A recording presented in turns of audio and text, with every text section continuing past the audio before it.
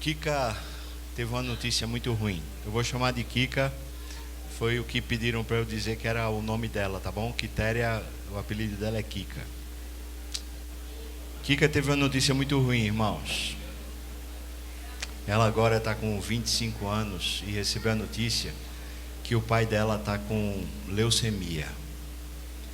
E é um câncer grave.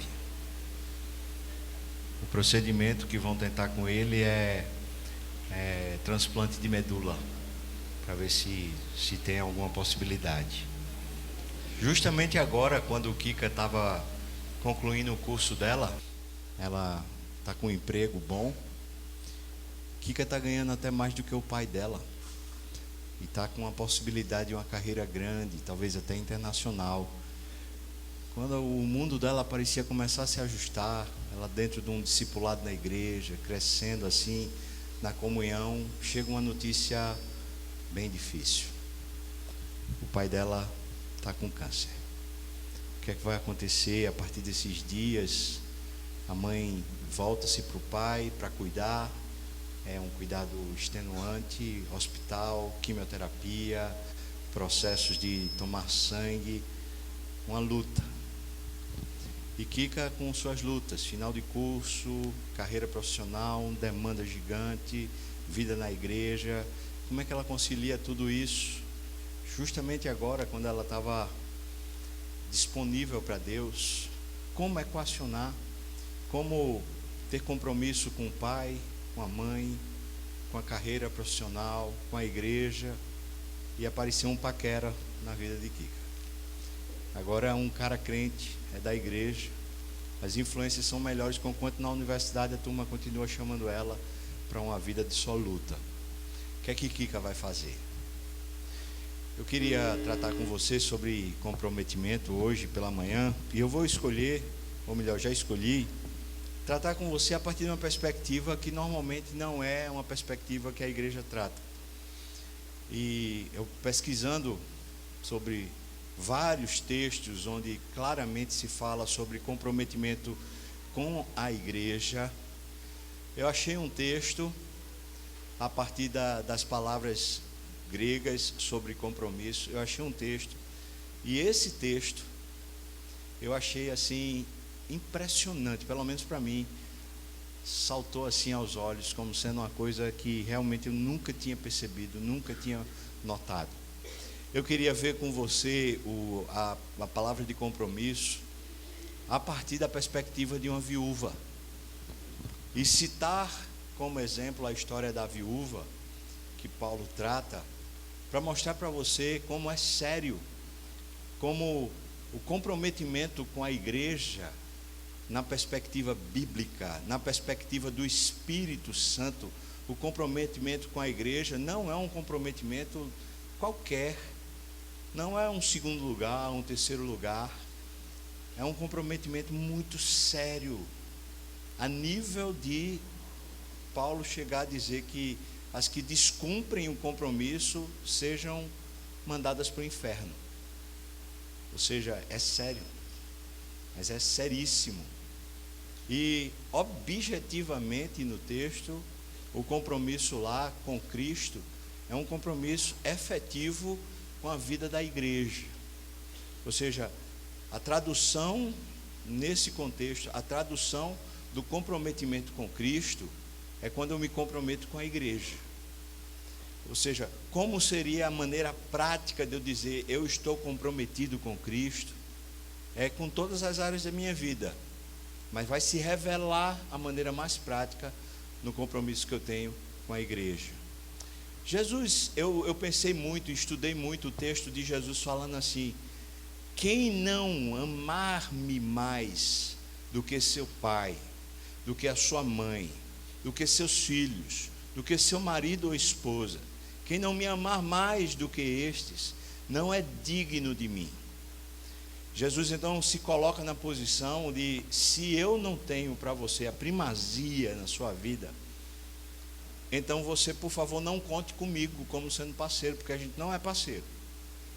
A minha condição é essa, é que você me ame mais do que tudo, ponto, pá. Mas aí, eu ia pregar sobre esse texto. Esse foi um grande momento que eu estava estudando. Mas aí, olhando as palavras, especialmente as palavras que Jesus usa para compromisso, eu cheguei ao texto da viúva. E lá Paulo aplica o compromisso que Cristo pede à vida da igreja. E é nesse sentido que a gente está estudando aqui. Portanto, o comprometimento com a vida da igreja é uma coisa que se traduz efetivamente com o compromisso que a gente tem com Cristo. E a gente usando a viúva, como Paulo usa a viúva para falar, a gente sai daquela figura que é a figura tradicional do pastor, do missionário, ou seja, quem tem que ter compromisso com a igreja são os oficiais, o pastor, o missionário, esses é quem tem que ter o compromisso com a igreja. O membro comum, necessariamente não. Por isso, vamos para o texto? Por favor, abra o texto, 1 Timóteo, capítulo 5, a gente vai ler aqui, a partir do versículo 3, tá bom? 1 Timóteo,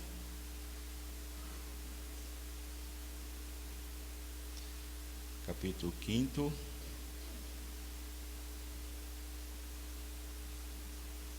a partir do versículo 3.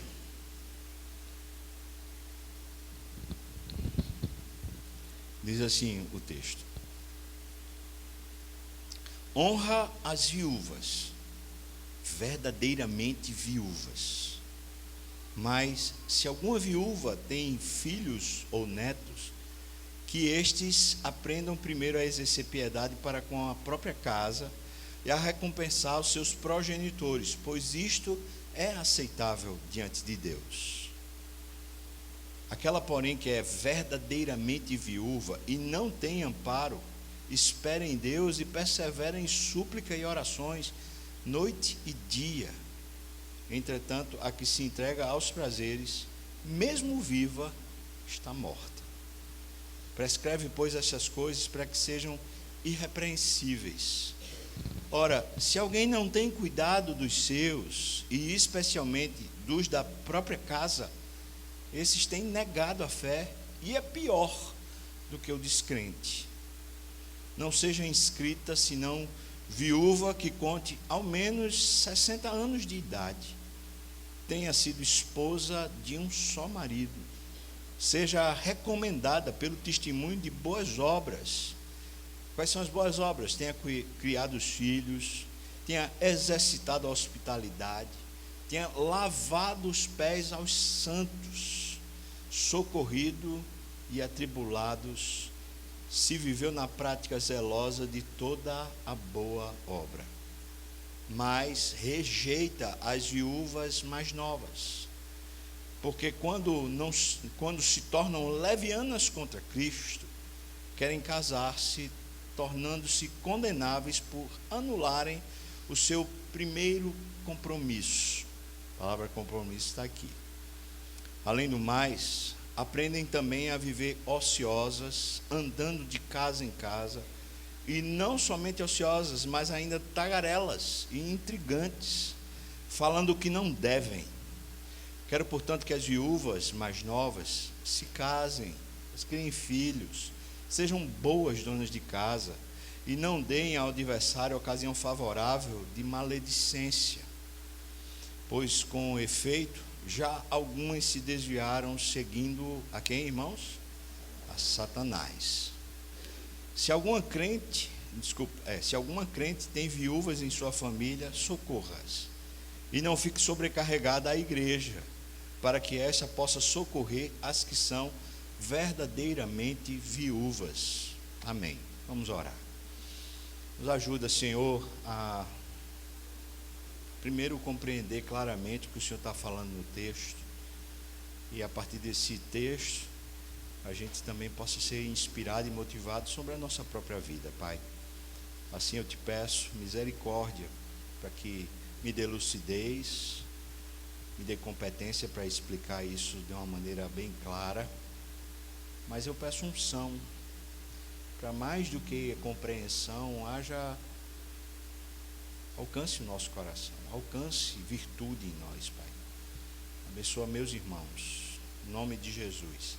Amém, Senhor Deus. Amém. Deixa eu explicar como é a situação geral, porque aí talvez o texto comece a ficar mais claro para a gente.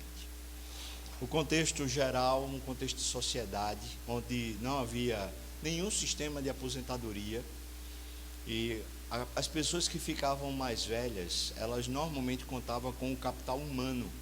Os filhos, eles de alguma maneira eram a aposentadoria dos pais. A gente tem que pensar que nessa sociedade, a sociedade era normalmente agrícola, pecuária, e todo mundo tinha um terreninho onde plantava suas culturas de subsistência, e depois que você estava muito velho, que não tinha mais condição de estar cuidando da terra, seus filhos cuidavam da terra, e ali o que eles colhiam terminava abastecendo também a sua cesta, para poder você ter a sua comida. Então esse era um sistema mais ou menos que se tinha de aposentadoria. Estou falando em termos gerais, claro que havia situações e situações. Quando a mulher ela ficava viúva, quando a mulher se casava, ela ia para a história do marido. Ela normalmente não trazia o marido para a história dela, ela ia para a história do marido.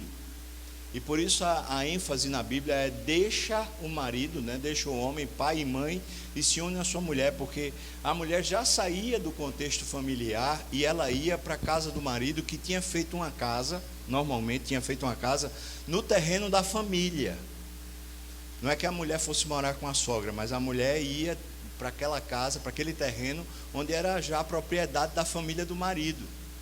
E ali então eles passavam a viver aquela vida mais comunitária e nessa cultura de subsistência, fazendo os seus preparos para poder viver. A mulher então não estava mais ligada diretamente à sua família paterna. Agora que ela está na casa do marido, morre o marido, como é que fica essa mulher? Quem vai dar assistência a essa mulher? Se ela é uma mulher nova, sei lá, ela talvez tenha filhos, criança, como é que os filhos vão ajudar ela a se sustentar? Se os filhos são mais velhos, Paulo está dizendo: olha, se esses filhos são crentes, se eles têm piedade no coração, andam com Deus, eles deveriam ajudar a sua mãe, para que ela possa ter o sustento, elas tenham condição de subsistir. Se ela tem família, uma família maior, e puder ajudar, ajuda ela a subsistir, para que a igreja não seja sobrecarregada. Mas se a mulher está de todo desamparada, Paulo coloca alguns termos, fala assim: foi uma mulher já realmente naquele tempo bem idosa, para aquele tempo. Eu vou fazer assim, tentar fazer uma passagem para o nosso tempo. Hoje seria uma senhora de 80 anos, uma pessoa de 60 anos, lá no primeiro século, seria o equivalente a uma pessoa de 80 anos hoje. Ou seja, já uma pessoa que em qualquer situação social já é uma pessoa que está com algum nível de cansaço maior, porque hoje, sinceramente, as pessoas de 60 anos no geral estão com uma disposição gigante. Estou falando no geral, claro que também tem os outros casos. Então, aquela mulher tinha 60 anos, ela já estava bem quebradinha, não tinha muita condição, e ela não tinha absolutamente ninguém, não tinha tido filhos para ajudar, não tinha seus progenitores vivos para ajudar, o marido morreu. Como é que fica essa mulher? Aí, aparentemente, isso é um problema que a igreja deveria se envolver. Ou seja, poxa, a mulher está só e ela não tem subsistência, como é que faz? Se fosse só pela cultura do problema social, se a igreja tivesse apenas querendo resolver um problema social, todas as viúvas de 60 anos que se encontrassem nessa situação de desamparo, a igreja teria obrigação de ajudá-las, de sustentá-las. Entretanto, Paulo diz que não. Ele diz que a igreja não tem a obrigação de sustentar todas as viúvas, porque não se está resolvendo um problema social, está se resolvendo um problema de compromisso. E fala assim: as que são verdadeiramente viúvas, ou seja, essas que contam acima de 60 anos, estão desamparadas de fato, mas se comprometem em viver para a igreja, se comprometem em viver numa vida de oração, numa vida de legado de piedade, numa vida de aconselhamento para as mais novas, uma vida de serviço, servindo como se fosse uma serviçal, como se fosse uma escrava, porque as expressões são usadas especialmente aqui no grego. Por exemplo, lava-pés, que ele usa como prática de boas obras, lava-pés era o serviçal da casa, o escravo da casa, que tinha o mais baixo nível. E está falando aqui, se for mulher assim, que tem esse nível de comprometimento com Deus, então ela seja colocada, arrolada como sendo viúva, de fato, para a igreja assistir. Fora desses casos, que a família assista. E aí ele diz, tem um problema. As mais novas, muitas vezes, elas querem entrar na escala, elas querem entrar nessa mordomia da igreja, na assistência da igreja, mas elas terminam muitas vezes sendo levianas contra Cristo.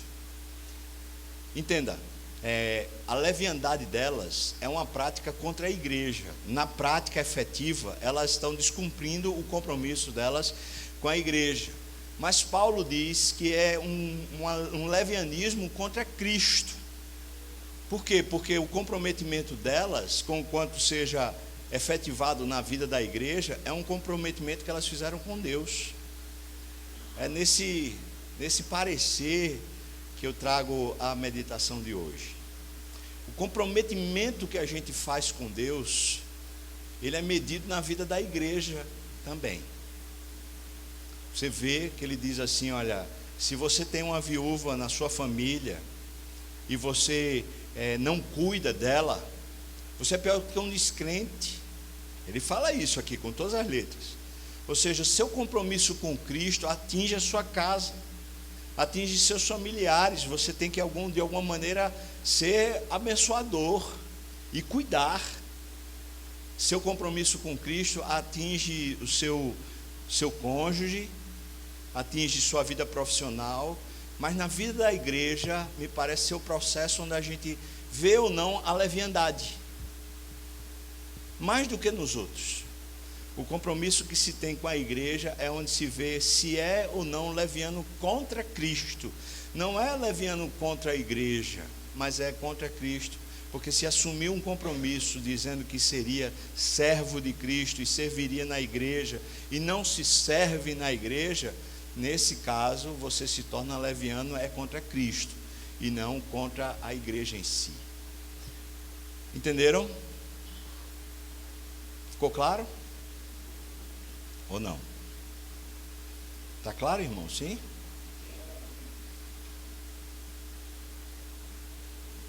Versículo 12, ele diz assim: tornando-se condenáveis.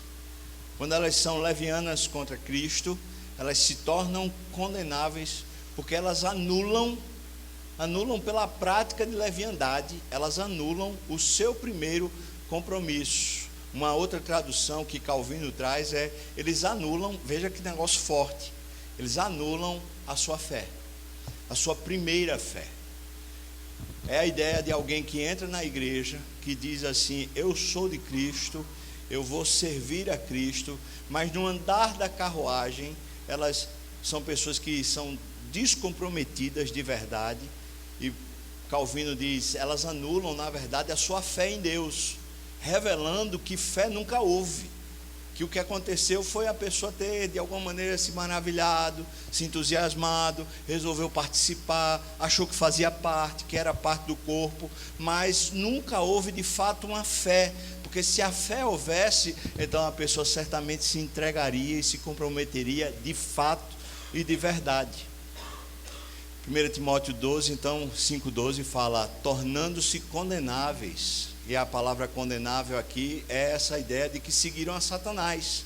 Ou seja, seguiram o Deus desse século, e por seguirem o Deus desse século, estão indo para o inferno.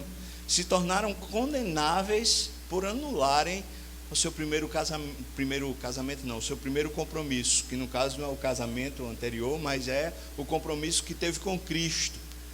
Sendo assim, vamos lá, o que é a palavra compromisso que é usada aqui no original? O que é que significa? A palavra compromisso é uma convicção da verdade de algo. É o conceito que a gente trouxe sobre lealdade na sexta-feira à noite. É a sua convicção sobre a verdade de alguma coisa, sobre você, sobre suas relações com as coisas que você tem. A sua convicção pessoal. Isso é o seu compromisso, a convicção da verdade de algo. E aí, isso é traduzido por fé. No Novo Testamento, essa palavra é especialmente usada assim. É uma convicção ou crença que diz respeito ao relacionamento do homem com Deus e com as coisas divinas, tratando-se de igreja. Geralmente com a ideia inclusa de confiança e fervor santo, nascido da fé e unido com ela. Esse conceito de compromisso é um conceito de fidelidade e lealdade, que a gente tratou anteriormente. Então veja, está tudo conectado, irmãos. Toda a ideia do acampamento, essa ideia uníssona. É impossível a pessoa dizer, não, eu sou crente e ser descomprometida.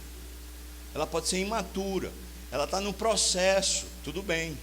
E a imaturidade, é claro, gera essa superficialidade e gera essa coisa da pessoa ficar à margem.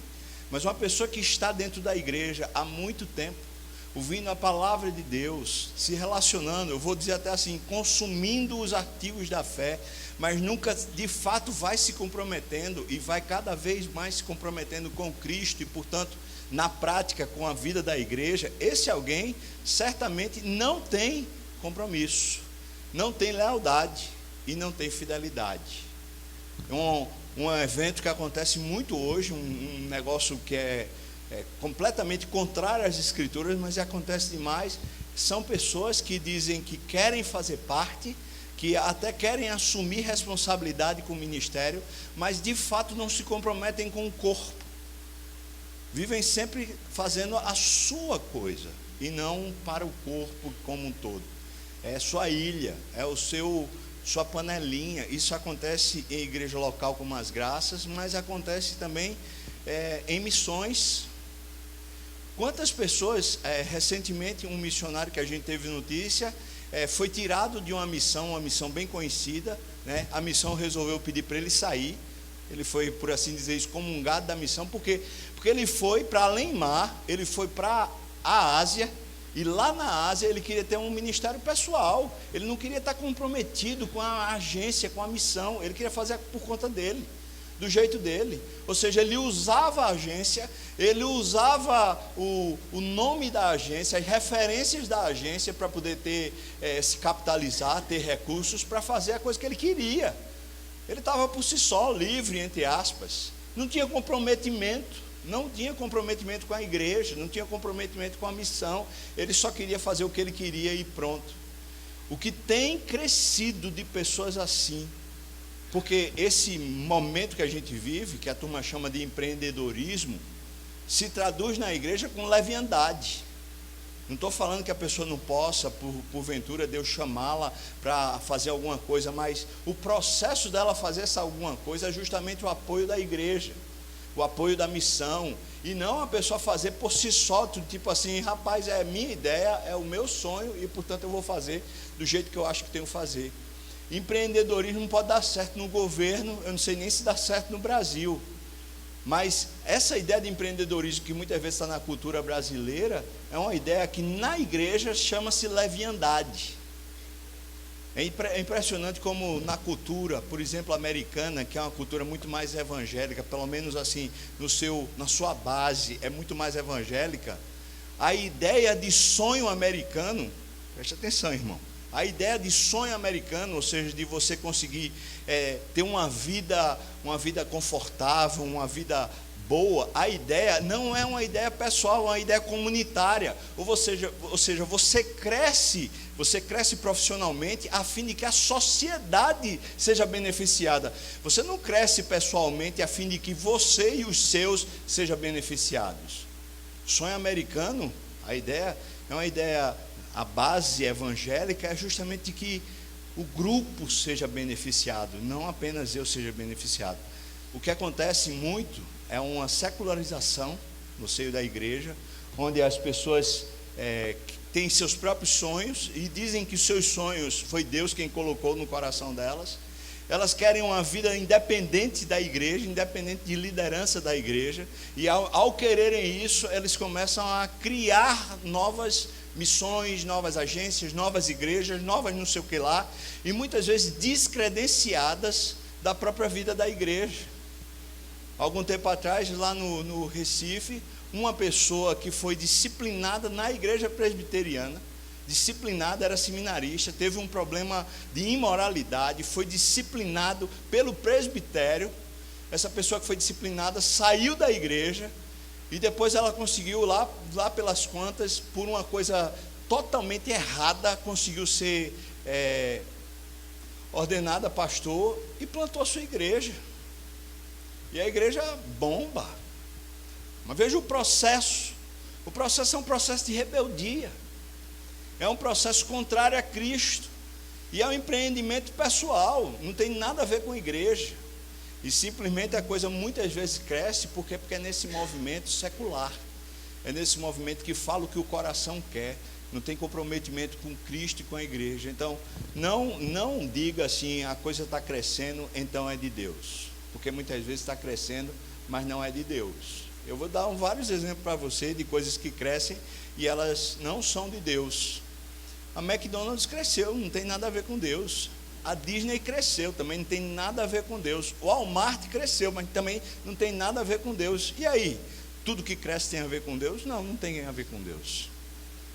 Né? Tem um grupo que está crescendo muito hoje nas estatísticas do IBGE, que são os desigrejados. Eles crescem pra caramba no Brasil. Tem a ver com Deus, irmão? Não, não tem a ver com Deus, não. Tem a ver justamente com esse espírito secular, com esse espírito de mercado, de pessoas que muitas vezes estão querendo usar a igreja, o capital humano da igreja e o capital financeiro da igreja, estão querendo usar para a realização dos seus próprios sonhos. E muita gente incauta, muita gente ingênua, vai sendo levado e contribui financeiramente. Quando a Igreja Presbiteriana das Graças decidiu lá atrás, isso na época de Sérgio, decidiu pelo conselho que não aceitaria que houvesse vaquinha na igreja, ou seja, as pessoas começando a fazer campanha, vamos abençoar não sei quem, vamos abençoar não sei quem. Quando não aceitava isso, era justamente cuidando desse processo. Por quê? Porque o que tem de gente oportunista, de gente que simplesmente está querendo fazer as suas próprias ideias acontecerem, sem nenhum compromisso com a igreja, o que tem de gente assim, irmãos, é uma infinidade de pessoas. E veja só, 15, 20 anos atrás, tinha quantidade já grande, imagina hoje a quantidade de gente fazendo isso. Por isso eu queria dizer para você, e deixar isso bem claro, se tem alguma campanha que você está ouvindo, as pessoas passando por você, que se digam em algum nível da Igreja das Graças, eu quero dizer para você que essa campanha não é oficial, é um engodo. Agora, você faz parte de outros círculos, você faz parte lá do trabalho, você vê campanhas que estão acontecendo na internet para cirurgia de não sei quem, você sabe do caso clássico agora do engodo que foi o pai, campanha para fazer a cirurgia do filho, e o pai pegou e colocou o dinheiro no bolso, está sendo processado. Ou seja, essas outras campanhas a gente não tem nem o que falar, mas de pessoas dentro da igreja. Aí chega e diz, não, é missionário da igreja e está fazendo campanha, não está autorizado. Em alguns casos, que a gente já constatou, que de fato constatou, os casos foram casos sérios, e que se a gente tivesse como disciplinar a pessoa seria disciplinada, porque na verdade o que houve foi malversação de verbas. A pessoa arrecadou para um fim, mas o que usou o dinheiro foi para outro. E a pessoa deveria ser disciplinada. A gente está falando, inclusive, que fazia parte de rol de missionários da nossa igreja. Então, não caia nesse engodo. Porque essas pessoas usam o pretexto de ter comprometimento, mas na verdade estão numa carreira pessoal. Não estão numa carreira para dentro da igreja. Quando falo para dentro, não entenda que um missionário que trabalha lá no Quirguistão não está trabalhando para dentro da igreja, ela está trabalhando para dentro da igreja. O que está fazendo lá é plantar a igreja. Está debaixo de uma missão. Está com acompanhamento da igreja, está debaixo da liderança. Mas quantos que estão fazendo a coisa completamente independente, sem comprometimento real? Porque estão envolvidas, apenas envolvidas, mas não estão comprometidas. Por isso aquele videozinho ali do ovo e do bacon. Ou seja, o ovo, a galinha se envolve, mas o bacon, o porco se compromete. Porque ele, para dar a sua refeição, ele precisa dar a sua vida. Ele precisa se entregar por completo. Essa é a ideia. A partir disso, queria que você percebesse quais são os critérios que são usados por Paulo aqui. Qual é o padrão dessas falsas viúvas? Vou dizer assim, são pessoas que se apresentam dentro da igreja como fazendo parte, como pessoas que estão de alguma maneira precisando do seu apoio, parecem estar comprometidas, mas na verdade só estão envolvidas, usando o exemplo da viúva para referendar isso que a gente está conversando. Primeiro, são pessoas que se entregam aos prazeres e advogam os prazeres. Normalmente tem uma teologia frouxa, normalmente tem uma perspectiva do evangelho que é uma perspectiva libertina. Não é libertária, é libertina. E mesmo se fosse libertária já era problema. Mas é libertina. Muitas vezes são pessoas que não estão submissas à liderança da igreja. São pessoas que se entregam aos prazeres. Se tornam levianas porque elas simplesmente não querem a coisa debaixo de controle. Elas querem as coisas a partir de si mesmo, do coração, do que mandar, do que vier. Terceiro, são pessoas que, no critério aqui, vivem ociosas. E a ideia de viverem ociosas é porque elas têm algum ganho, por receberem algum ganho, e no caso quem está patrocinando esse ganho é a igreja, por receberem esse ganho, elas vivem, aqui diz o texto, andando de casa em casa. O pior é que depois elas são tagarelas e intrigantes, ou seja, são pessoas que usam o tempo livre que têm para criar engendros, fofoca, maledicência, problemas. Pessoas envolvidas, mas elas não são de jeito nenhum pessoas confiáveis, e nem muito menos são pessoas que têm compromisso. Porque se tivessem compromisso, era compromisso com o todo, não era para si, mas era para o crescimento do corpo. Quinto lugar, falando o que não devem. Aquilo que a gente colocou logo no primeiro momento lá, aquelas perguntas do tipo assim, o que é que você acha? Como é que está a igreja? Sabe o que foi interessante? Um presbítero falou para mim assim, mesmo você, Fubá, tendo dito que a gente está vivendo um momento de unidade na igreja, um momento de paz, onde não está havendo problemas maiores, por isso você pode tratar desses assuntos. Teve uma pessoa que chegou para mim e perguntou assim, aqui no acampamento, perguntou, o que é que está acontecendo na igreja para tratar desse assunto? Eu não sei quem foi, porque o presbítero não quis me contar, que eu queria saber para chamar. Não, estou brincando. Eu não queria saber não, e ele também não me contou. Mas, como às vezes é difícil a pessoa acreditar que está bem. O que a gente está tratando não é um problema do passado, não. A gente não está tratando um problema no presente, não. A gente está tratando coisas que no passado aconteceram e que, se a gente não tiver percepção, elas voltam a acontecer. Porque isso é o processo diabólico na vida da igreja, é essa desunião, esse descredenciamento da própria igreja. Então as perguntas o que é que você achou do culto? Você está percebendo que está acontecendo um negócio estranho na vida da igreja? Você já percebeu que tem muita gente saindo? Você já percebeu que tem um problema com fulano, com cicrano? Levantando lebre, igualzinho o que aconteceu com o diabo e Eva, quando o diabo pergunta, foi assim que Deus disse? Levanta uma dúvida sobre uma questão que não existe. Por quê? Porque quando levanta a dúvida, a pessoa fica com o pé atrás, fica na dúvida, ou seja, com o pé atrás eu não me comprometo. Enquanto eu estou com o pé atrás, eu não me comprometo. Eu estou só olhando, opa.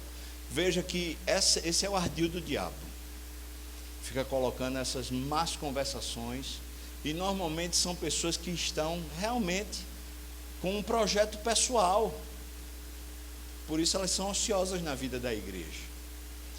Por último, elas se desviaram, porque o processo que elas fizeram foi seguir a Satanás. Efetivamente, no texto, o que acontecia com essas viúvas é que elas terminavam por ter uma vida sexual ativa.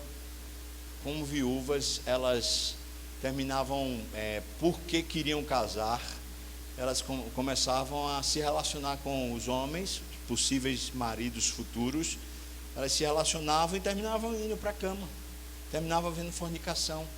E nesse processo, Paulo diz assim: elas seguiram Satanás. Ou seja, a vida moral delas terminava revelando que tipo de coração é que elas tinham.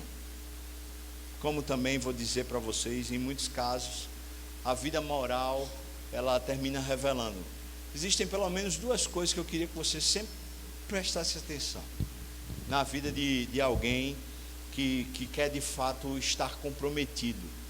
Pessoas comprometidas com Deus, normalmente na sua vida moral, duas coisas estão bem organizadas. Uma é essa questão da vida sexual. Isso está organizado na vida dela. Não é que não tem lutas, tem tentações, se vacilar cai, mas tem uma vida organizada moralmente na vida sexual. Segunda coisa, tem uma vida organizada moralmente nas questões financeiras. Normalmente, são pessoas que têm uma vida organizada financeiramente, porque aprendem a viver com o que têm, são felizes com o que têm, não vivem aspirando coisas elevadas demais, nem coisas que não são para o seu bico. Preste atenção nisso, irmãos, porque normalmente o viés que entra é essa compaixão da igreja. A pessoa tem uma vida imoral, no sentido sexual, e aí quer captar as pessoas pela compaixão. O outro caso é a pessoa tem um problema financeiro, vive tendo um problema financeiro e quer captar as pessoas pela questão das finanças. E às vezes, como já vi alguns casos, não um só, muitas vezes diz assim: não, a gente vai arrecadar recursos para abençoar A, B ou C.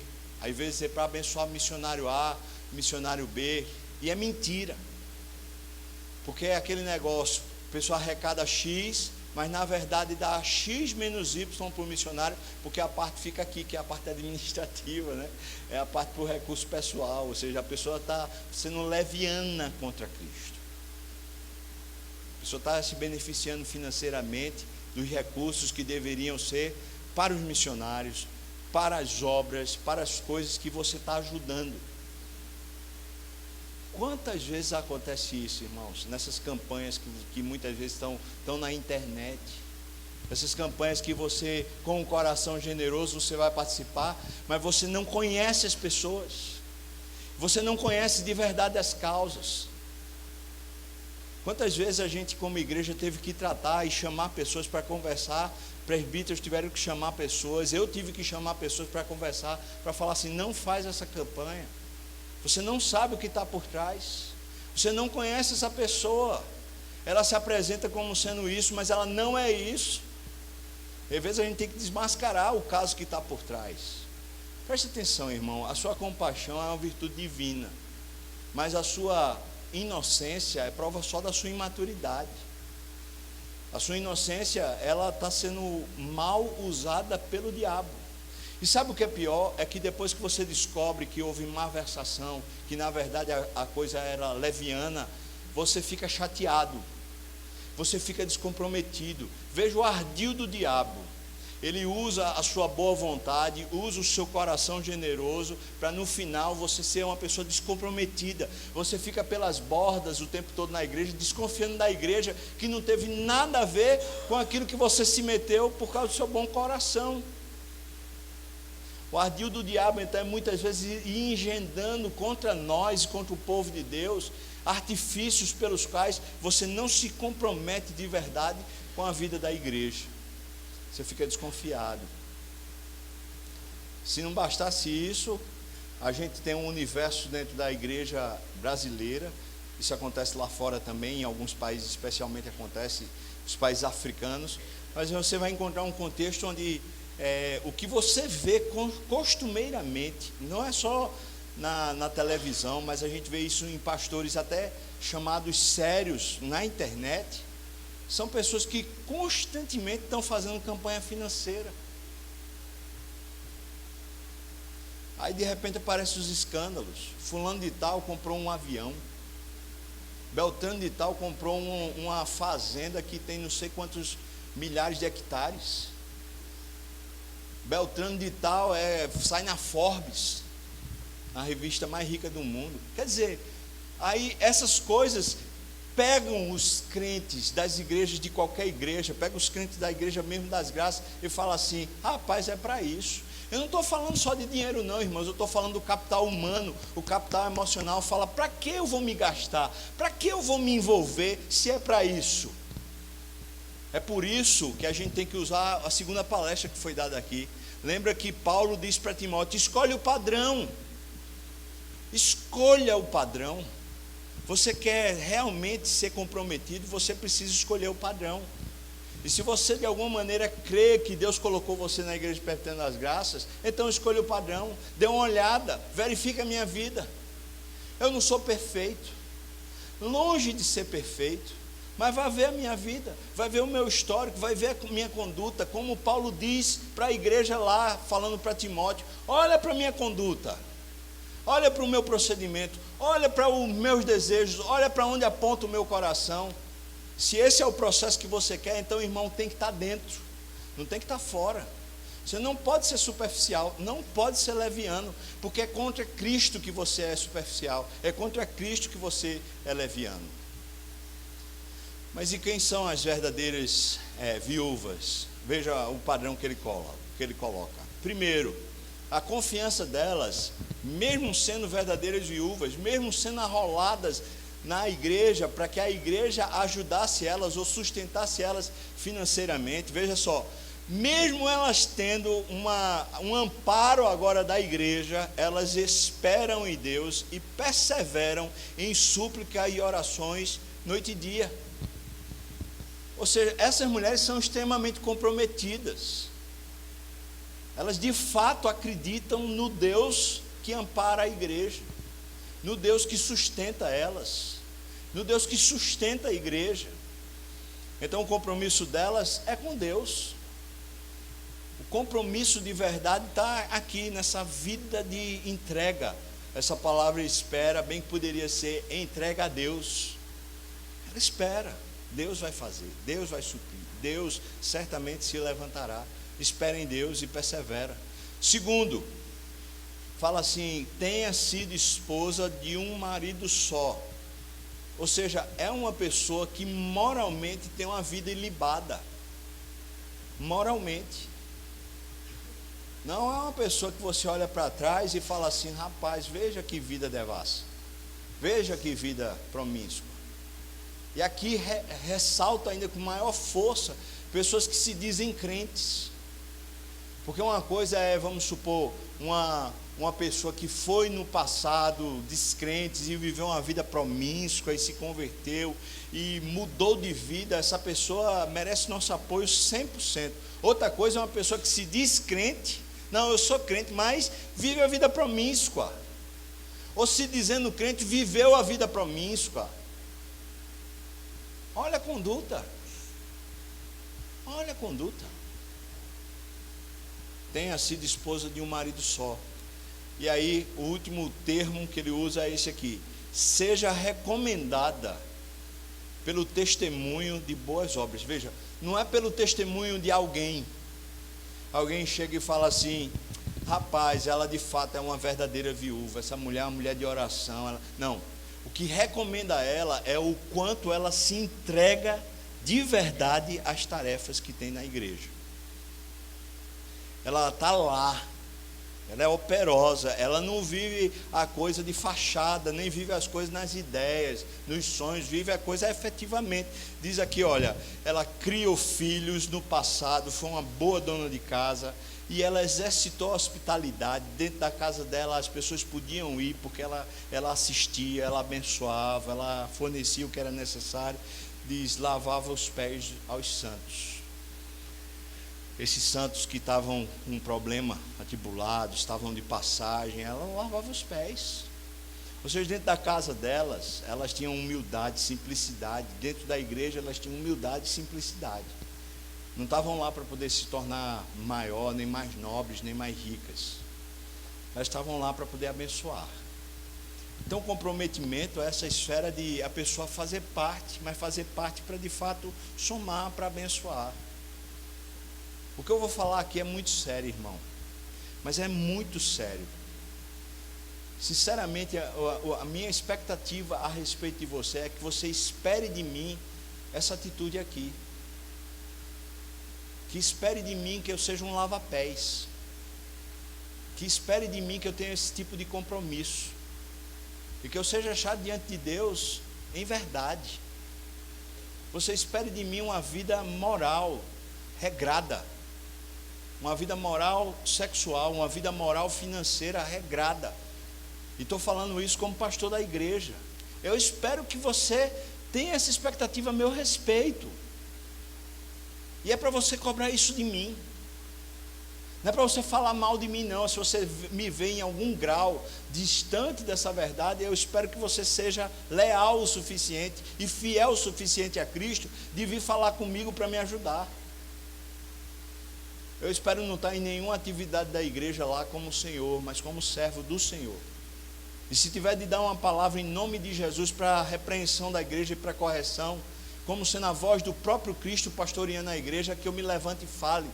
Mas se simplesmente for para poder lavar os pés dos que estão presentes, sem precisar dizer uma palavra, mas simplesmente honrar a Cristo naquele ambiente, através da sua igreja, que eu esteja lá e assim eu possa fazê-lo. Mas, irmão, não estou falando aqui para poder de alguma maneira me glorificar, é o contrário, estou falando para você porque não existe igreja se o compromisso dos que fazem parte não for esse. Não existe. A gente vai ser clube, a gente vai ser um bom lugar de a gente fazer atividades juntas, porque afinal de contas a gente não fuma, não bebe, né? A arruaça da gente é tão leve que parece ser até abestalhada, né? Não é, a gente faz as brincadeiras, mas é uma brincadeira tão leve que não... Então esse é um ambiente tão legal, porque é um ambiente que a gente pode estar junto e fazer as brincadeiras e tal, mas isso na igreja não. Igreja é esse compromisso que a gente assume diante de Deus, mas que diz respeito à vida da igreja. Dei uma palavra recentemente no conselho e dou essa palavra agora para você. Impressionante quando algumas pessoas às vezes querem ser oficiais da igreja, elas entram numa verdadeira campanha. Elas começam a participar de tudo, ajudar em tudo, são produtivas, são não sei o quê. E às vezes essas pessoas só fazem marketing, porque se são eleitas elas não permanecem dessa maneira. É só marketing. Não é um compromisso com Cristo. É só um compromisso de visibilidade. Eu não queria chamar você para esse negócio. Eu não queria que você se comprometesse a fazer qualquer coisa às minhas vistas ou às vistas dos outros. Eu não queria que você tivesse um compromisso social, ético, de comportamento, mas um compromisso de lealdade, um compromisso de fidelidade, um compromisso de valores interiores. Eu creio que Deus me colocou nessa igreja. Eu creio que Deus tem me colocado nessa igreja para servir, porque eu sou servo. Eu creio que eu sou servo. Eu creio que eu fui colocado para ser marido de Juliene. E como marido de Juliene eu tenho compromissos para cumprir com ela. Eu creio que Deus me colocou como pai de Judá e Davi. E por isso eu tenho um compromisso diante de Deus em ser pai de Judá e de Davi. Eu creio que Deus me colocou no momento atual como pastor da Igreja Presbiteriana das Graças. Por isso eu tenho um compromisso com Deus a respeito desse rebanho que Deus me deu. Isso é lealdade, irmão. É o que eu creio a respeito da posição e do lugar que eu estou, no momento que eu estou. Que se relaciona com as pessoas, mas se relaciona na maior dinâmica da vida. Eu creio. E porque eu creio, eu me comprometo que eu serei assim com Juliene, eu me comprometo que eu serei assim com os meus filhos, eu me comprometo que eu serei assim com a igreja, eu me comprometo que serei assim com os presbíteros, eu me comprometo que serei assim com os diáconos, eu me comprometo que serei assim com os líderes de grupos pequenos, eu me comprometo que eu serei assim com o grupo de louvor, eu me comprometo que serei assim com os ministérios A, B, C, D, E, F, eu me comprometo diante de Deus em ser assim, ser fiel.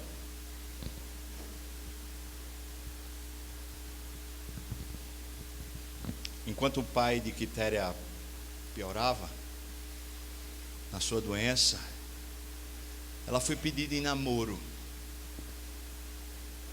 pai estava no hospital. E ela não sabia o que fazer, então ela foi falar com o pai no hospital. A mãe do lado do pai. E ela disse: pai, fulano de tal me pediu em namoro. E o pai chorou, emocionado. Falou: filha, que bom. Quitéria aceitou o namoro e começou a namorar. O pai de Quitéria estava muito ruim já. O transplante não saiu e terminou que ele já estava para morrer. E nessa época o namoro virou sério, já era noivado e eles queriam casar.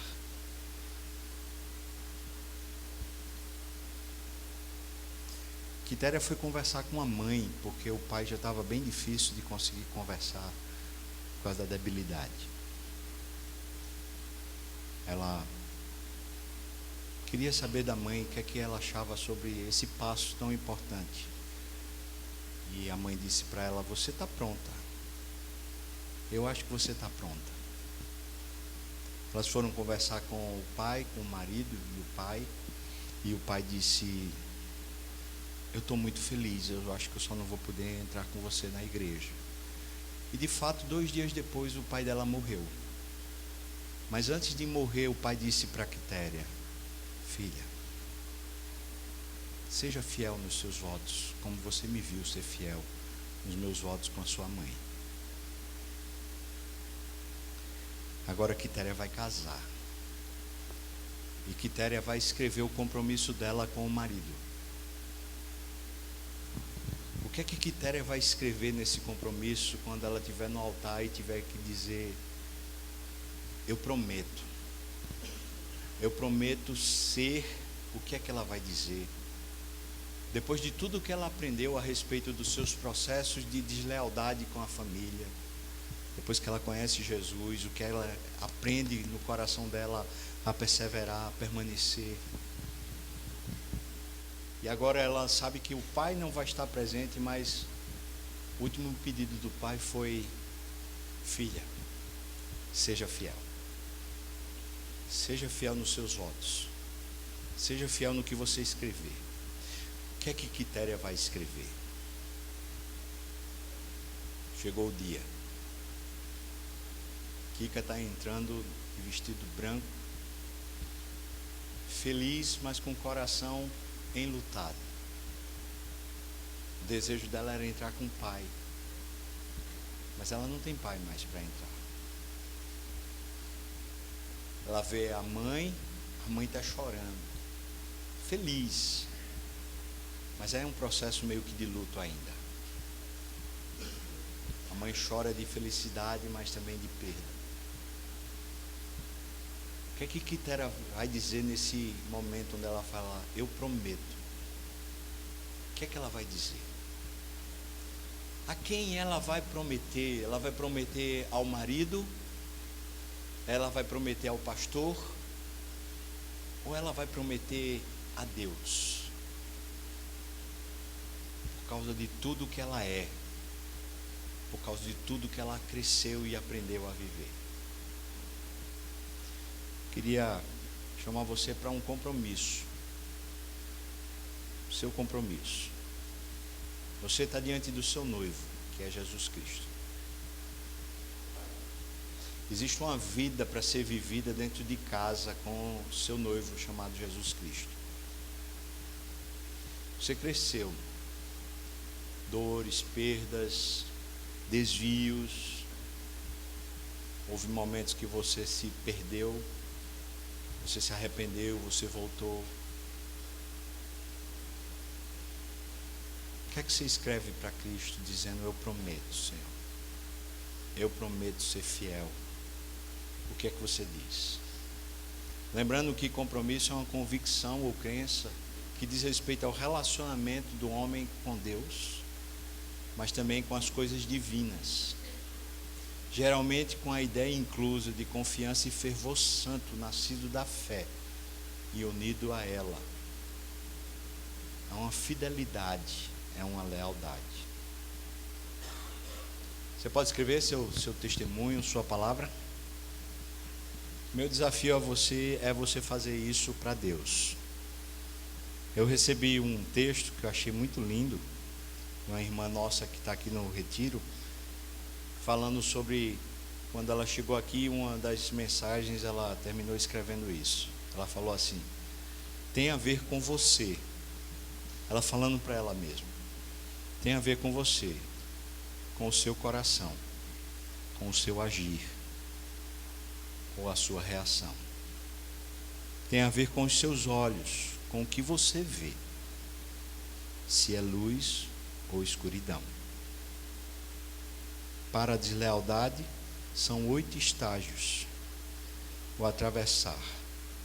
Para ser leal, apenas compromisso e devoção. Tudo, o seu agir ou a sua reação, tem a ver com você. Sonde o seu coração e clame pelo auxílio do ajudador que habita em você. Tem a ver com você. Você vai escrever, irmão? Você está indo para o altar. O que é que você vai se comprometer diante de Deus? O que é que você escreve? Eu me comprometo com Deus, a respeito do Deus Pai, do Deus Filho Jesus e do seu Espírito. Eu me comprometo com a igreja, as pessoas e os ministérios da igreja. Eu me comprometo com minha família, com os meus pais e também com os meus filhos, claro, com o meu cônjuge. Eu me comprometo com o meu trabalho, as coisas que Deus me deu missionalmente para viver, a minha carreira, sustento, mas eu me comprometo, sobretudo, com os descrentes, que é o campo onde eu alcanço pessoas para Deus. Eu me comprometo. O que é que você escreve a respeito dessas áreas que estão aqui elencadas? Queria dar um tempo para você escrever isso. Pode ser? Se você quiser, você fica aqui e escreve. Se quiser, você pega aí seu papel, vai-se embora e escreve onde você quiser. Eu vou orar, vou deixar você à vontade. Falei no começo, para os que não estavam aqui, vou repetir. A gente não vai ter aquele momento agora com os presbíteros. O momento vai ser seu e só seu. Você faça como quiser. Se não quiser escrever nada, não escreva. Se você não quiser entrar no altar e se comprometer com Cristo, não faça. Você que sabe. Estou dando uma oportunidade de você marcar a sua postura. Agora, 2019, no momento que você teve a oportunidade de ouvir as perspectivas de Deus sobre a postura interior, sobre as posturas exteriores da sua vida com a igreja. Essa é uma oportunidade, mas a gente faz qualquer coisa com a oportunidade que nos é dada. Vamos orar. Obrigado, Senhor Jesus, porque o Senhor esteve aqui, está aqui, mas também o Senhor está lá em Recife, está lá na igreja, está lá no culto. Obrigado porque o Senhor ama a sua igreja. Obrigado porque o Senhor é o nosso noivo, com quem a gente se compromete. Pedimos agora, Senhor, que nessa escrita que vamos fazer, ela não seja uma escrita legalista, pesada, complicada, mas seja uma escrita de amor, com leveza, com sinceridade, com uma postura interior de alguém que ama e decidiu assim. Então abençoa, Pai, aqueles que foram escrever e o que vão escrever. E Deus, se for da tua vontade, que a gente em muitos momentos lá na frente possa ler o que a gente está fazendo contigo, o que a gente está fazendo com a igreja, Pai. Em nome de Jesus. Amém, Senhor. Amém.